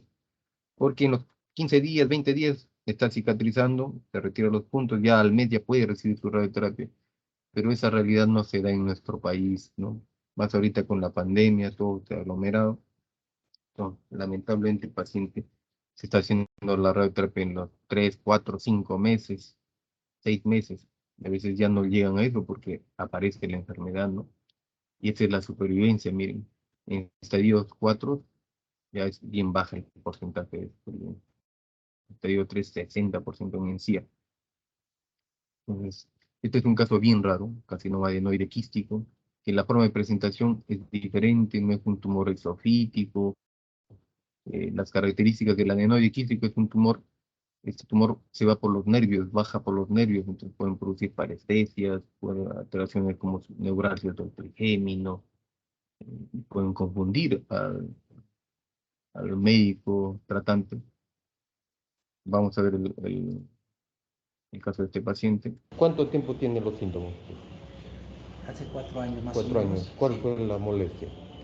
La molestia comenzó con un dolor de muela, pensando yo que sería la muela del juicio. Me hice solamente una curación simple, me pasó por unos meses y luego comenzó nuevamente a brotar.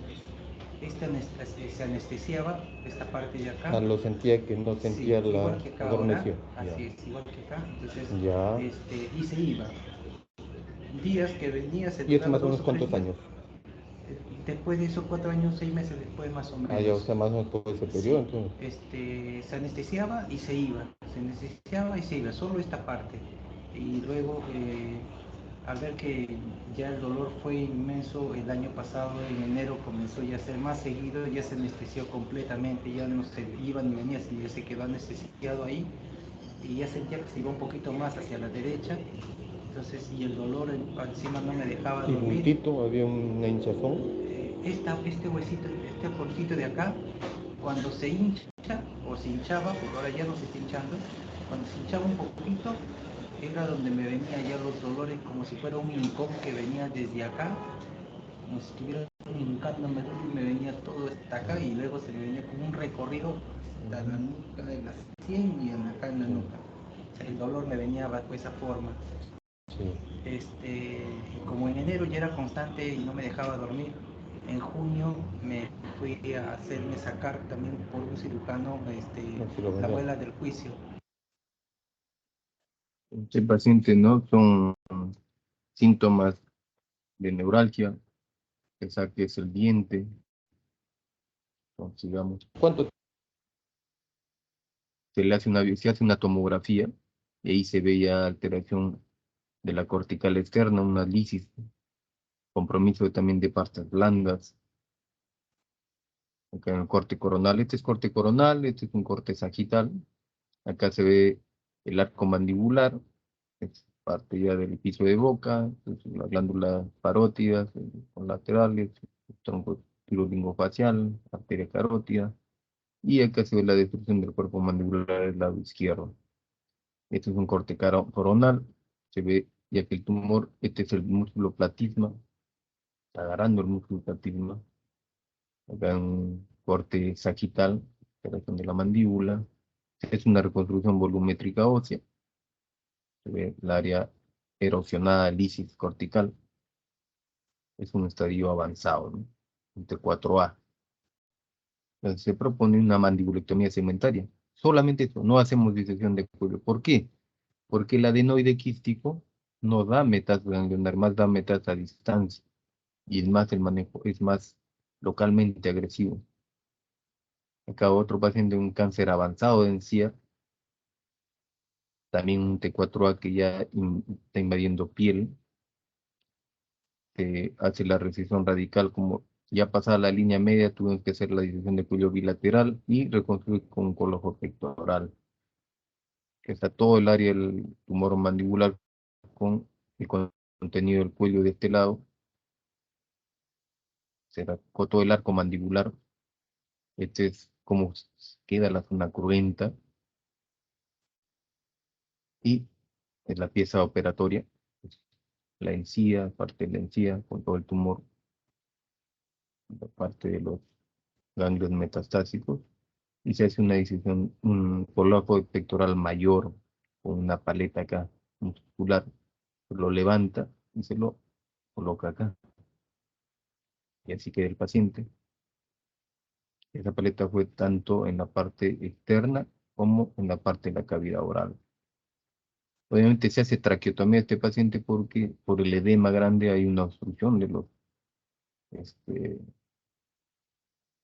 de la vía aérea superior, ¿no? El piso de boca es el segundo más frecuente y se caracteriza porque tiene bastante drenaje linfático. Igual el carcinoma epidural es más frecuente. Este puede aparecer con ganglios, puede ser que tenga una herida pequeña y los ganglios sean adenomegalias, adenopatías. ¿Qué ganglios? Sobre todo el grupo 1A, 1B, se hace lesiones radicales. A veces se puede emplear hasta hueso. En caso de un paciente se hace resección local, se reconstruye con un injerto cutáneo. Estadio, la supervivencia es obviamente menor mientras estadio más avanzado. El paladar duro tiene una característica, que es el único subsitio en donde solamente 50% es carcinoma epidermoide y el resto es adenoide quístico o endocarcinoma, o sea, de glándulas salivales menores.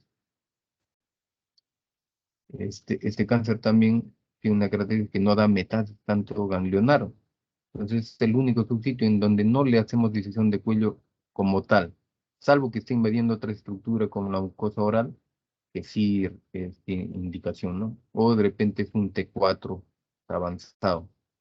Pues, mayormente si es un T2, así no hacemos disección de cuello, como en los otros subsitios. Por ejemplo, este es de glándula salival menor. Entonces, tiene menos incidencia metaganglionar con respecto a los otros subsitios. Entonces, si es se hace resección de infraestructura, es una maxilectomía, generalmente no se realiza tratamiento del cuello, es lo que se indica, ¿no? Acá ya se hace una resección y se pone una prótesis palatina acá ya es una arcada dentaria, una prótesis definitiva. En todos los pacientes se da terapia complementaria en todos los subsitios, si hay márgenes quirúrgicos cercanos, si hay invasión perineural, si hay metástasis ganglionar, todo, de acuerdo al estadio. La mucosa oral también tiene características porque es raro la presentación con respecto a los otros subsitios, pero se puede dar una variante del carcinoma epidermoide, que es la variante verruciforme, que es tipo verruga, y se desarrolla en base a leucoplasia. Hay áreas leucoplásicas ahí, pacientes de repente que chachan boca o están en el tabaco oral. Entonces, esto tranquilamente puede invadir también el espacio masticatorio, pueden ser bien agresivos. Justo el lunes vamos a operar a una paciente que tiene un tumor acá que ya invadió la piel, es un T4A, que hay un área leucoplásica, miren. Entonces, de acuerdo a la profundidad, o sea, el DOI, el T, también se tiene que hacer disección de cuello, es altamente incidencia de metástasis ocultas, con un caso, una resección mucosa oral y una disección de cuello. Igual son las indicaciones de radioterapia, igual como en todos, margen positivo, metaganglionar, si es un T4A. La lengua es el subsitio más frecuente, creo. Más del 30% de pacientes cáncer de lengua. Eh, si bien es cierto, es más frecuente en varones, pero cada vez está haciéndose más jóvenes y también hay pacientes sexo femenino, ¿no? El 95% carcinoma epidermoide. Dentro puede haber una variantes, como había manifestado, pacientes de 20, 30 años, estamos viendo pacientes con cáncer de lengua, y son bien, bien agresivos. Entonces, ha variado por alguna razón, parte genética, no sé. ¿Cuál es el sitio más frecuente? Borde lateral y en la punta. Síntoma, bueno, es el dolor, el paciente no puede hablar, no puede deglutir. Se presenta como lesión de crecimiento exofítico, más comúnmente infiltrante. O sea, pueden estar los dos, el endofítico y exofítico. Está en la cara ventral de la lengua, en el borde posterior, y yéndose a base lengua. Y este es lo más frecuente, es una úlcera, una herida con crecimiento endofítico en borde lateral, es el más frecuente. Es tipo numular, endofítico. ¿Qué grupos son los más implicados? Grupo 1B y 1A, ¿no? Miren, cerca de 3/4 de pacientes ya hay ganglios positivos. Entonces, un paciente con cáncer de lengua da ganglios positivos, sí o sí. Así le hagamos biopsia y sale negativo, tenemos que hacer la disección de cuello. En un 3% puede ser contralateral ya, o sea, un N2C, y 25% ya pueden ser bilaterales. La cuarta parte de pacientes pueden venir ya con los ganglios bilaterales. Obviamente, el pronóstico en cavidad oral lo da la metástasis ganglionaria, lo había mencionado, es en todos los subsitios. El tratamiento va desde la glosectomía parcial hasta una hemiglosectomía o glosectomía total. Más del 75% se diagnostican estadios T2. Eso es lo bueno, ¿no? Si era un cáncer frecuente, pero la mayoría no en T2, o sea, son bien rescatables. A veces se puede dar braquiterapia. Nosotros no damos en el hospital, nosotros preferimos de frente la cirugía. Eso es parte de radioterapia, a veces ponen implantes de iridium. Algunos casos clínicos ya habíamos visto, un paladar duro, un T2, acá un cáncer de labio, que no es tan frecuente en la mucosa. En plena pandemia aumentó más, creció más, se hizo más infiltrante y estaba por la mucosa oral. Entonces hacemos una resección radical, una reconstrucción in situ, y se hace una disección de culio por el grado de avance del paciente. Un melanoma en mucosa labial, raro, y ya tenía metástasis anular, metástasis pulmonar, pero el paciente no podía comer, entonces se hace una cirugía paliativa. No, Sí da miedo, es porque levántelo así, tiene su... un momentito. No, con la mano. A ver. Esta parte, Está con bastante. sin moverlo tanto. No. Entonces se hace una cirugía paliativa, ¿no? Para que coma el señor, que unos colgajos de avance, pero no varía el pronóstico. Otra variante bien rara, los sarcomas, en este caso, sarcoma labial en un niño. Se plantea la quimioterapia, hace una gran respuesta y luego se hace una cirugía.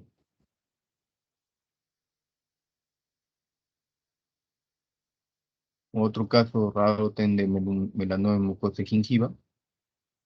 Vamos a ver el caso del paciente. 59 años. ¿Desde cuándo tiene su problema? Más o menos hace ya 2 años. 2 años. ¿Cómo fue? O sea, porque lo que pasa es que mi diente se empezó a mover así de la nada. Ya. Y yo no me la sacaba por estética, ¿no? Entonces se Ya. estaba moviendo y de ahí empezó a salir el bultito. Ya. ¿No tuvo un cambio de coloración en esa zona? Bueno, no solamente el bultito nomás. ¿Un bultito? ¿Qué color era el bultito? Negro. Negrito, pues. Sí. Cambió la coloración Claro, además sí, del bultito. claro, sí. Y se hizo más flojo el diente. Ajá, Ya, sí. lo sacaron. Sí, de ahí me lo sacaron y se supone que ahí iba a bajar. Ya. Y bajó un poquito, pero de ahí se volvió otra vez a salir. A salir. Ujú. ¿Al cuánto tiempo de que lo sacaron? Más o menos al mes me empezó a salir de nuevo. Ya. Y de ahí, eso lo vio el odontólogo. Claro, de El ahí odontólogo le hizo la biopsia. no, me dijo para irme a hacer una biopsia, pero de ahí me fui al seguro. Ya. Lo continuaba con el seguro, entonces estaba jugando fútbol y se había hinchado y se reventó. Y fui al seguro de allá de donde me corresponde, que es Ya. acá, Cailín de Villa María. Ya. Y ahí me lo curaron, me lo sacaron todo y después de medio año me volvió a salir.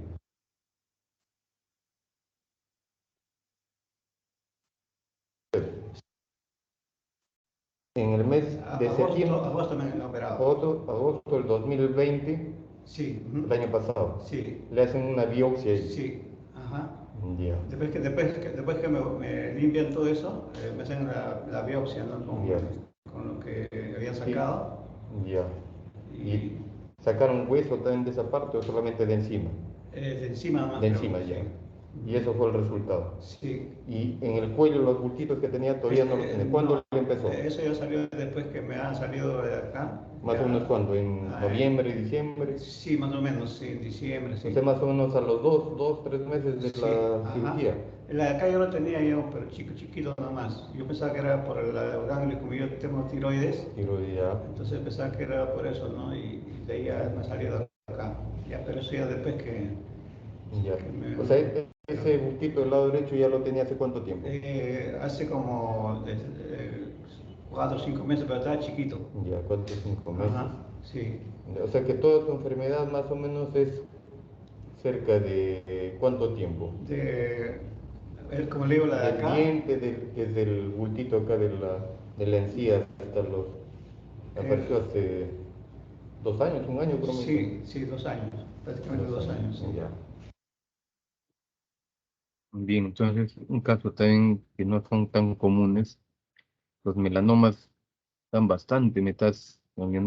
Se hace la exploración y no se ve lesión como tal, porque ya le habían retirado las piezas, no hay la típica manchas melanóticas.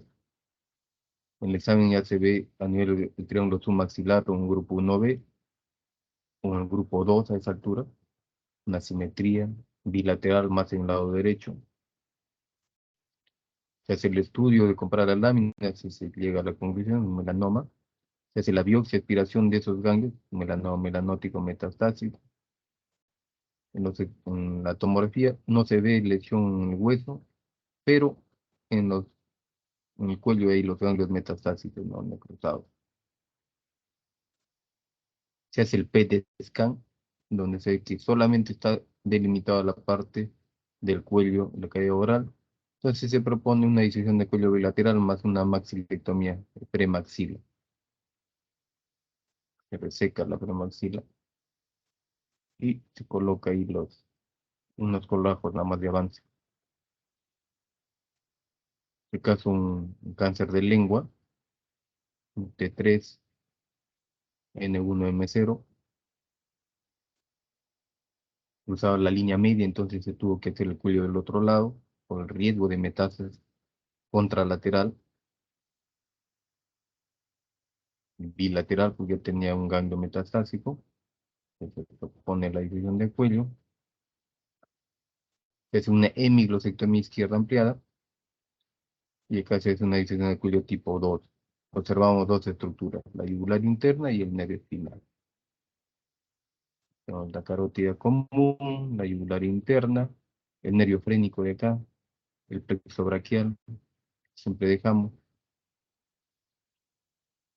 Este es el grupo 1B, el grupo 1A, el grupo 2, acá el homoyoideo lo retiramos, el grupo 2 estaría acá, el grupo 3 acá, y acá el grupo 4, y todo esto es el grupo 5, de la cadena espinal, supraclavicular.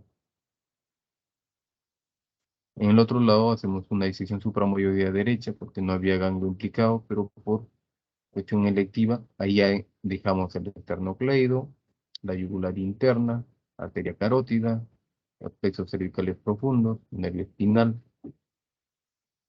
y sacamos grupo 1B, 1A, 2, hasta 3. Esta es la pieza quirúrgica, y nosotros así lo presentamos con números romanos y los pegamos en cada sitio. En estadios avanzados ya hacer glosectomías totales, salvo que tengamos una ayuda microquirúrgica se puede hacer. Siempre tenemos que evaluar la reconstrucción por ojo pectoral o microquirúrgico del radial. Cáncer localmente avanzado, un paciente de evolución de 7 meses, pero la lengua, si bien es cierto, estaba fija, se resecó con todo y mandíbula porque estaba bien adherido. Es el tipo de operación comando que se hace. Saca casi toda la parte de la lengua y todo el piso de boca, toda la raíz lingual. Obviamente el paciente queda mutilado, ¿no? No puede hablar, no puede comer. Tiene que estar con una gastrotomía, una traqueotomía. Pues para hacer eso ya actualmente a veces, a pesar que es resecable, lo consideramos como inoperable, si es que no tenemos el arma de la microcirugía. Otro paciente de un cáncer de cavidad oral que de acuerdo a la tomografía ya está invadiendo el espacio masticatorio, que sería un T4B, pero la paciente podía abrir la boca, no tenía trismo, entonces se dio la chance de hacer una cirugía radical, planteó colocar un colágeno frontal, pero en el momento de la resección sí hizo una decisión modificada tipo 3, o sea, se conservó el esternocleidomatoideo, la yugular interna, el nervio espinal, y se con los 5 grupos ganglionarios. Se hizo también una paratonectomía superficial, un nervio facial. Se abordó ya el tumor hasta el espacio parafaríngeo y se resecó toda esta área y se vio que era un área muy grande. Entonces se planteó la reconstrucción con un pectoral mayor. Esos son los 4 tipos de colágeno que utilizamos con plataforma muscular, con nadadora, con ojo pectoral. Se puso una traqueotomía para preventivo por la obstrucción que generaba. Otro paciente una mandibulectomía segmentaria. En esta paciente también se hizo la mandibulectomía segmentaria, que retiró toda la parte de la mandíbula acá, con una mandibulectomía segmentaria y reconstrucción con un pectoral mayor. Esta es la pieza quirúrgica con los ganglios, la mandíbula, paciente con su ojo pectoral. Bien, acá creo que tenía otro caso de de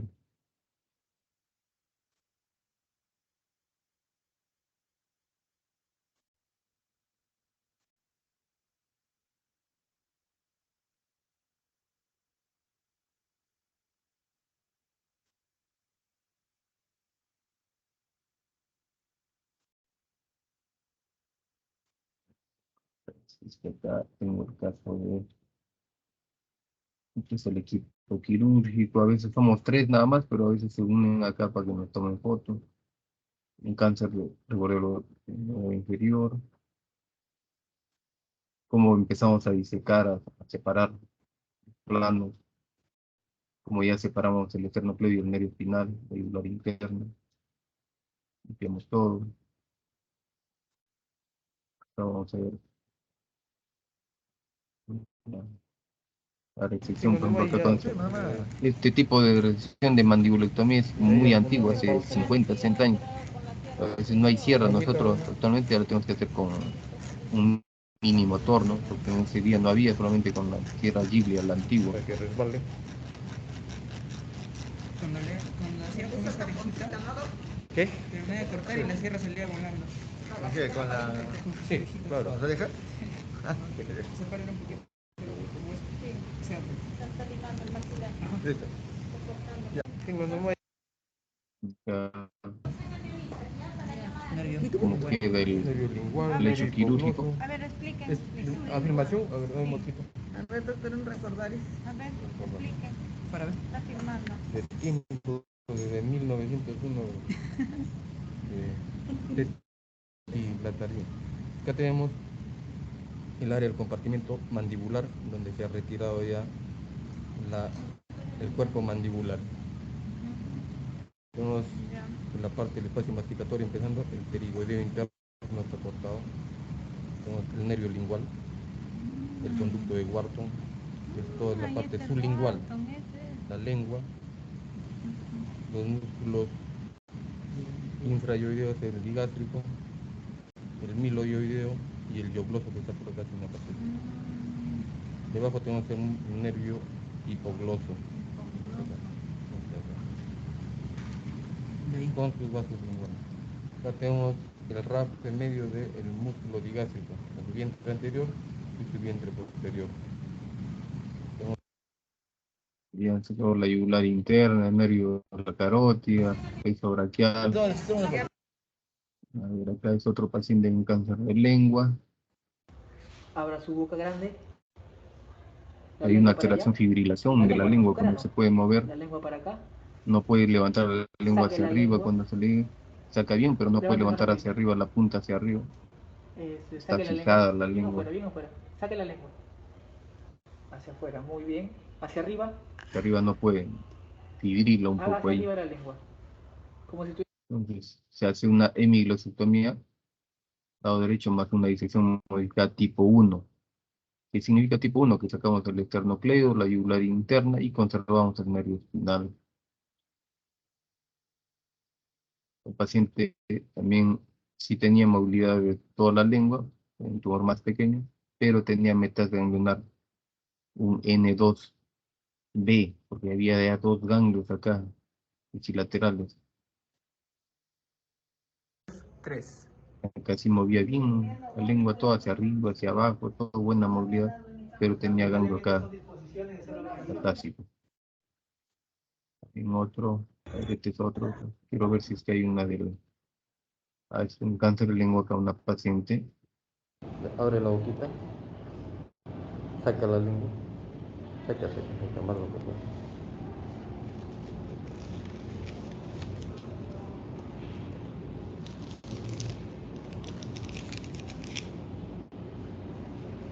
Levanta la lengua para La arriba, lengua, ¿ves? pero tenía un tumor que va hasta el Y piso de llévalo boca. para hacer la otra vez. Lamentablemente, una lesión muy avanzada. Abre la llévalo la lengua para allá. Exacto.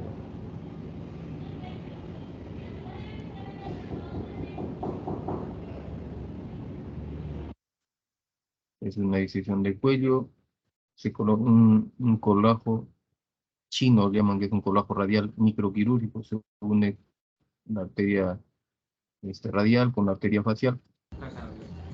Haciendo lo que más nos gusta. Arteria facial con...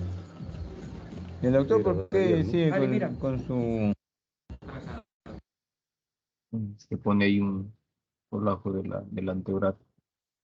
Bien, creo que ha sido maratónico hasta ahorita, son 10 para las 12 para que tengan de repente su otra clase.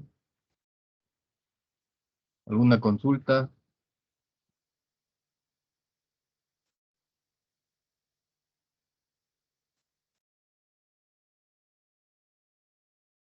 Doctor, en la mayoría de los pacientes ocurre recidiva, ¿no? Porque es lo que veo, incluso hasta los que aparecen después de 8 o 10 años. No, esos controles que tienen 8 o 10 años no tiene recidiva, nada. Bueno, Y el lo que ganglio que manifestaba. aparece inflamado, Es como puede ser su nombre lo dice, es inflamado, eso no puede generar metastásico. nuevamente una metástasis. No, en lo absoluto. Una inflamación es diferente a un cáncer metastásico. Puede tener ahí ganglio inflamado, faringitis, el COVID, si se inflama el ganglio es normal, ¿sí? Es esperable, ¿no? Este, va a depender del estadio clínico del paciente, del T sobre todo, o del M. Si es que tuvo metástasis, hay riesgo, sí. Si es un T4A fue operado, si hay riesgo de que pueda recidir, sobre todo en los primeros 2 años, por eso se controla 5 años a los pacientes. Y si luego de 5 años no apareció la enfermedad, el riesgo es mucho más bajo, pero se da en antecedentes. Si es que tiene factores de riesgo que están ahí, sigue con los factores de riesgo, puede aparecer en otro sitio, en la orofaringe o en otro subsitio de la cavidad oral, siendo otro primario, se llama. Pueden ser estilos tumores primarios sincrónicos o metacrónicos, ese es el término oncológico, será. Pero un paciente que enseñaba, por ejemplo, en el video de 8 años, era un ganglio inflamado, se hizo la biopsia de aspiración, salió un ganglio inflamado, que no necesitaba ningún manejo, ni con desinflamantes, porque no le producía más dolor, ¿no? Porque él había notado ahí que tuvo un poquito de inflamación, pero no requiere algún manejo. Ese paciente era un T2, 10 años, y todavía el paciente recién le he visto TEN, no está bien. ¿Se podría decir que está curado? Sí, pero siempre a los pacientes oncológicos tenemos que decirle que toda su vida tiene que controlarse. En tiroides son 10 años, en los pacientes con adenoide quístico son 15 años de controles. En el de cavidad oral epidermoides son 5 años. ¿Algún otro comentario o pregunta?